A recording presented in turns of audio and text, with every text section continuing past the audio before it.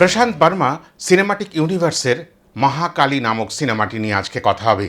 আর এই ভিডিওতেই এই সিনেমারই একটি নূতন গ্লিমস এসে পৌঁছেছে, যাকে শুক্রাচার্যস ওয়ার ক্রাই বলা হয়েছে। তার সম্বন্ধেই ব্যাখ্যা করে তুলে ধরব এবং প্রায় 2 মিনিট 50 সেকেন্ডের এই ভিডিওটির মধ্যে আমরা কি কি বার্তা পাচ্ছি, আর 8ই জানুয়ারি 2027 একেবারে ইংরেজি নববর্ষের সূচনা পর্বে এই মহাকালী রূপে যে দর্শন পেতে চলেছি সেটা নিয়েই এই ভিডিও। এই ভিডিওর দ্বারা আমরা মহাকালীর প্রথম উন্মেষ পাব, সেটা সম্বন্ধে পরিষ্কার ধারণা করতে পারব। তবে যেটুকু ধারণা উঠে আসবে সেটা গুরু শুক্রাচার্যের হাত ধরে। শুক্রাচার্যকে অসুর বা দৈত্যদের গুরু বলতে পারেন বা শিক্ষক বলতে পারেন, আবার কোথাও তাকে দৈত্যাচার্য বা অসুরাচার্য বলে অভিহিত করা হয়। এই গুরু শুক্রাচার্যের একটি বিশেষ জ্ঞান ছিল বা বিশেষ ক্ষমতা ছিল। তিনি মৃত ব্যক্তিকে জীবিত করতে পারেন এবং সেই কারণে সেই বিদ্যাকে বলা হয় মৃত সঞ্জীবনী বিদ্যা। আর এই বিদ্যার ক্ষমতাটি পেয়েছিলেন দেবাদিদেব শিবের আশীর্বাদে। কিন্তু পরবর্তী সময় তার সমস্ত যে শিষ্যকুল, বলতে গেলে যাদের বলা যেতে পারে দৈত্যকুল বা রাক্ষসকুল, তাদের প্রত্যেকটি মৃত্যুতেই ওই সঞ্জীবনী বিদ্যা তিনি সঞ্চার করতেন বা চালনা করতেন, আর বারবার ওই দৈত্যরা বা রাক্ষসরা জীবিত হয়ে উঠত। এবার এই ঘটনার পেছনেও একটা কারণ ছিল, কেন শুক্রাচার্য বারবার ওই দৈত্য বা রাক্ষসদের জীবিত করে দিতেন।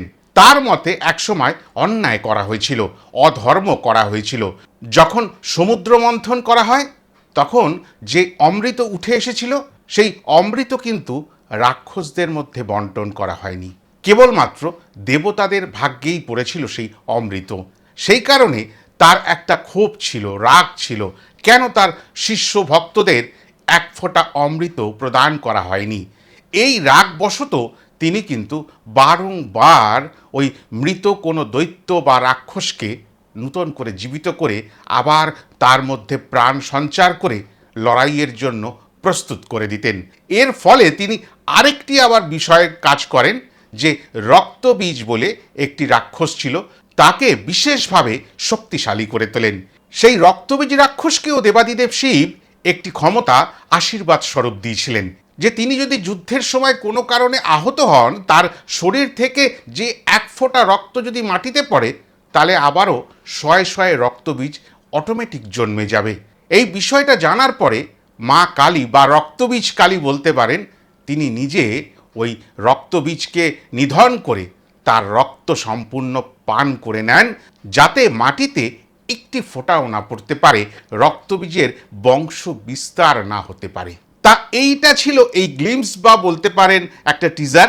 প্রায় 3 মিনিট 2 মিনিট 50 বা 53 সেকেন্ড দেখা যাচ্ছে এইটার নির্যাস বা এর পিছনের কারণ। এর মধ্যে একটি বাচ্চাকে দেখবেন একেবারে শুরুর দৃশ্যে, যে মা কালীর চরণে অর্পণ করে যাচ্ছেন কোনো একজন মা। এবার সেইখানেই আমরা বড় মা রূপে দেখতে পাবো এই মা কালীর রূপকে। তিনি তখন সেই সন্তানকে তুলে স্তন বা দুগ্ধ পান করাচ্ছেন। আর এখানে একটি অদ্ভুত বিষয়, যেই এই সিনেমাটি কিন্তু হিন্দি ছাড়া কান্নাড়, তেলেগু, তামিল, মালায়ালাম এই সব ভাষায় বেরোবে, কিন্তু এখানে বড় মা দেখছে হিন্দিতে পরিষ্কার করে লিখে দেওয়া হলো। এইখানেই আমার বা আপনাদেরও যদি টিজারটি দেখে ফেলেন বা গ্লিমসটা দেখে ফেলেন, একটা প্রশ্ন হবে যে যে ভাষায় সিনেমাটির হয়তো একটি শব্দ চয়ন করা হবে না, সেখানে বড় মা দেখছে কথাটি কেন এলো?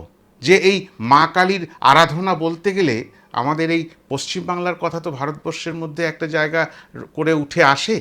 সেখানে কি এই সিনেমার মধ্যে বেশ কিছু এরকম দৃশ্য বা এই পশ্চিমবাংলার বিভিন্ন প্রান্ত থাকা মা কালীর রূপকে তুলে ধরা হবে? এই বিভিন্ন রূপ কিভাবে উঠে আসবে মহাকালী সিনেমাটির মধ্যে, এটি কিন্তু একটা বড় প্রশ্ন।